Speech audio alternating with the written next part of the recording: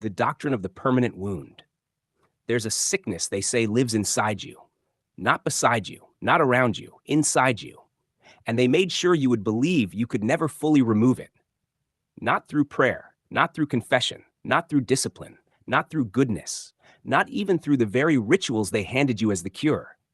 That wasn't an accident. That was the design. The wound was meant to stay open, and the treatment was meant to keep selling forever. The people who diagnosed the disease were also the people who positioned themselves as the only authorized distributors of relief. Look carefully at that structure, because once you see it clearly, it becomes difficult to unsee. You were taught that sin was not simply something human beings do. You were taught it was something human beings are: a stain, a corruption, a defect built into the species itself. Not learned, inherited. You inherited guilt before you inherited language. And most people assume that idea came directly from the opening pages of the Bible itself. They assume it was always there, as ancient as Genesis, as fixed as gravity. But it wasn't. The doctrine most Christians now call original sin did not descend fully formed from Sinai. It was not explicitly taught in Genesis. It was not universally believed by the earliest Christians. It was constructed gradually, formalized politically, and enforced institutionally. And the man most responsible for building it into Christian theology lived 16 centuries ago in North Africa. His name was Augustine. Everyone trained seriously in church history knows this. They studied the dates, they studied the councils, they studied the disputes. Then, most of them walked back into pulpits and presented the doctrine as though it had existed unchanged from the beginning of time. You were told you entered the world already spiritually indebted for something supposedly done in a garden thousands of years before your birth. Think about that sentence carefully. The people defining the disease are the same people administering the cure. That is the model. And there's another detail sitting directly inside the New Testament itself that almost nobody pauses long enough to confront honestly. The central architect of Christian theology was Paul. His letters make up nearly half the New Testament. And in Romans 7:15, Paul openly admits he himself cannot stop sinning. I do not understand what I do, for what I want to do, I do not do, but what I hate, I do. The architect of the system, inside the system's own foundational text, admits the system has no final escape. The sickness persists, the struggle persists, the return cycle persists. The only thing offered is continued dependence. Keep confessing, keep returning. Keep repenting, keep needing mediation, keep coming back. One man centuries later looked directly at that machinery and recognized what it was. He would pay for naming it with exile, isolation, and the destruction of his public life. But before we get to him, you need to understand how the wound itself was installed. Most people assume Genesis explicitly teaches inherited guilt. It doesn't. Go back and actually read Genesis chapter 3 carefully. Adam and Eve eat from the tree. God curses the serpent. He curses the ground. Adam is told labor will become painful. Eve is told childbirth will become painful. Humanity is expelled from Eden. But nowhere in Genesis does the text explicitly say every future human being inherits moral guilt for that act. Not once. The text never says newborn children enter the world already condemned because of Adam. That idea is absent. In fact, the older Jewish tradition, Christianity, emerged from never taught inherited guilt in the way later Christianity would. Judaism has long understood human beings as capable of both good and evil inclination, but not as newborn criminals, condemned at birth. The doctrine of inherited moral corruption was not native to ancient Hebrew theology, and early Christianity was not originally unified on it either. For the first several centuries, many Greek-speaking Christians spoke primarily about death entering the world through Adam, mortality, corruption, suffering, not inherited guilt stamped onto every infant soul. That distinction matters. One says humanity became mortal. The other says humanity became spiritually criminal before acting at all. Those are not the same claim. The version most people inherited today was systematized by one specific man, Augustine of Hippo, who lived from 354 to 430 CE in Roman North Africa. And Augustine's theology did not emerge in a vacuum. He left behind a detailed autobiographical work called Confessions, still widely available today. In it, Augustine describes a youth consumed by desire, sexual relationships, internal conflict, and profound shame regarding his own impulses. He speaks repeatedly about struggling against appetite, against lust, against bodily desire. After converting to Christianity, Augustine transformed those private psychological struggles into a universal theory of humanity itself. His inability to master his own desires became evidence to him that human nature itself had become corrupted, and slowly, what began as personal spiritual anguish became doctrine. One man's private war with himself became the inherited anthropology of an entire civilization. The teaching that humanity is born broken did not arrive fully formed from heaven. It emerged through theology shaped by biography, psychology, politics, and institutional consolidation. And once that doctrine existed, it changed everything. Because if human beings are born spiritually damaged, then they require permanent supervision, permanent mediation, permanent treatment. That was the insight another man challenged publicly during Augustine's lifetime. His name was Pelagius. Most people have never heard of him. That absence is not accidental.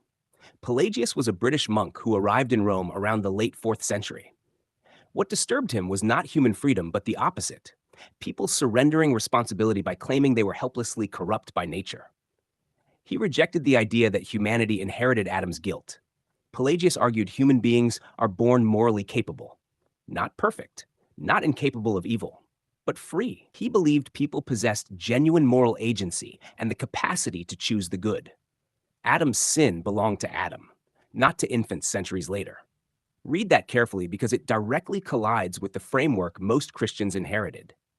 Pelagius essentially argued, you are not born condemned. You are not born spiritually defective. You are responsible for your own actions, not Adam's. Augustine reacted fiercely, because if Pelagius was right, entire layers of institutional necessity began to weaken. If human beings could genuinely pursue goodness through reason and free will, what role remained for a system built around inherited corruption? If babies were not born condemned, why the urgency of infant baptism? If people were not spiritually indebted from birth, what exactly was the institution perpetually administering relief for?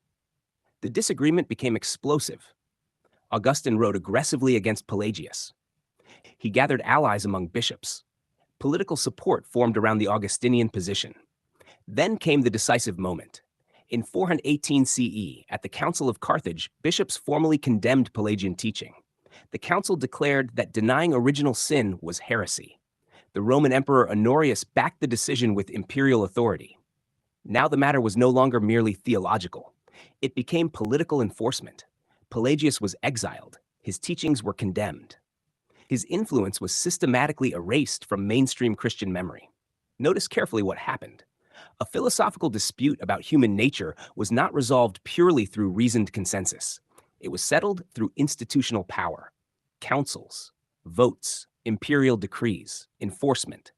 Augustine did not merely win an argument. He won institutional control over the narrative.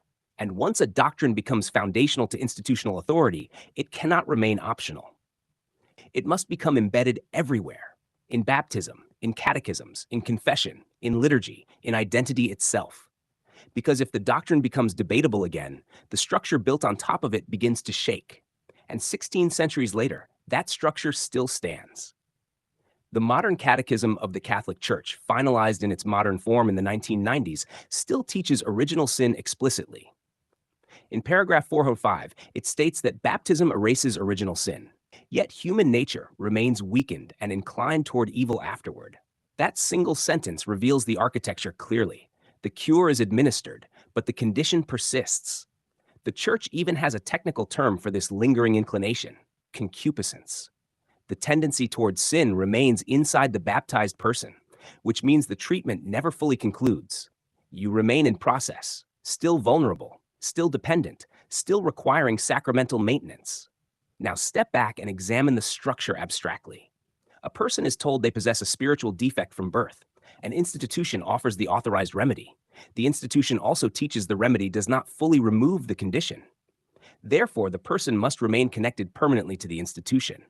There is no terminal point, no final completion, no you are healed and no longer need us. The cycle continues indefinitely. Confession, Mass, communion, penance, return. The customer never exits the system because the doctrine itself prevents completion. And this pattern did not remain merely spiritual, it became economic. That is where indulgences enter the story. Most people learn about indulgences only briefly through the Protestant Reformation, Martin Luther, the 95 Theses, medieval corruption. But indulgences did not disappear. They evolved. The formal concept emerged strongly during the medieval period, especially surrounding the Crusades. In 1095, Pope Urban II offered plenary indulgences to those joining the First Crusade. Participation in holy war was linked to remission of punishment. Later, the system expanded dramatically. By the late medieval period, indulgences became deeply connected to institutional fundraising. The Church developed the idea of a treasury of merit, accumulated spiritual merit from Christ and the saints that the Church could distribute. This led to one of the most controversial episodes in religious history. Johann Tetzel's indulgence campaigns in the early 16th century raised funds for the construction of St. Peter's Basilica in Rome. People paid money connected to promises regarding purgatory. Luther objected fiercely. But here is the important detail many people miss. Indulgences were never fully abolished. The modern Catholic Catechism still contains official teaching on indulgences today. The terminology changed, the presentation softened, but the structure survived. Jubilee years still involve indulgence frameworks under specified conditions. The mechanism endured because the underlying theological engine endured. And perhaps the most structurally important component of all was confession itself. The Council of Trent in the 16th century formally codified sacramental confession in its mature Catholic form. Confession became the recurring mechanism through which the believer continuously processed ongoing moral deficiency. Look carefully at the loop. Human beings possess a fallen inclination. Sin repeatedly occurs. Serious sin interrupts communion with God. Confession restores standing, but the inclination persists. Therefore, confession must recur. Weekly Mass reinforces weekly return. The rhythm itself becomes structural. The doctrine generates the dependency. The sacrament manages the dependency. The institution stabilizes the cycle. And then, centuries later, a philosopher sitting quietly in the Dutch Republic examined the entire structure and recognized what he believed it truly was. His name was Baruch Spinoza. He did not merely criticize specific doctrines. He questioned the categories themselves. What if sin was not an eternal metaphysical stain, but a social category communities created to regulate behavior? What if religious systems described structures of power as much as structures of reality? What if sacred texts were read historically rather than assumed infallible beforehand? These questions made Spinoza one of the most controversial thinkers in Europe. At 23, he was formally excommunicated by the Amsterdam Jewish community under one of the harshest bans in their history. Friends disappeared, family relationships fractured, his writings became notorious across Europe, and yet he continued. Spinoza argued virtue was not obedience born from fear, but the flourishing of human reason and human nature itself, not shrinking from being human, not despising embodiment, not carrying inherited cosmic shame, but becoming more fully alive. That idea threatened every structure built on permanent spiritual insufficiency. Because if people are not fundamentally broken, then systems built around managing brokenness lose enormous power. And that brings us back to the feeling many people carry quietly for years, that something inside them is fundamentally wrong, fundamentally bent, fundamentally unworthy. That feeling did not descend untouched from eternity. It emerged historically, through doctrines, councils, votes, catechisms, institutions, political power, theological systems. You do not have to accept every conclusion in this story to recognize something important. Ideas shape identity, and identities shaped by permanent guilt create permanent dependence. The most important realization may not be whether Augustine or Pelagius or Spinoza was entirely right. It may simply be realizing that the feeling of being inherently defective was taught, and teachings can be questioned. The doctrine has names attached to it, dates attached to it, councils attached to it, documents attached to it, which means it is not merely nature, it is history. And history, unlike fate, can be examined.